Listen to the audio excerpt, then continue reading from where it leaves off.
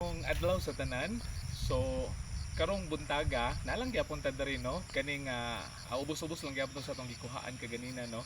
So nata diri sa may curve road. No, atong ipakita ang curve road. Ang likod no mountain view makita niyo na so no part na siya sa may puhagan. Okay?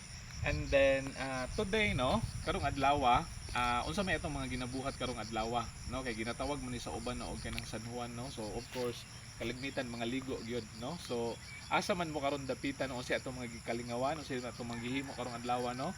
So hopefully okay ang tanan. So palihog comment sa ubos no kung sa atong mga gikalingawan karong adlaw pod. Okay? So hopefully no ang matag usa karong panahon no naa sa maayo nga kuan, maayo nga sitwasyon.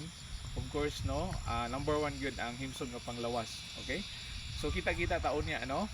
Okay, sa atong mga kwaon pa nga mga videos no. So kuyugan ta ninyo no. So salamat kayo no and then bye-bye and God bless.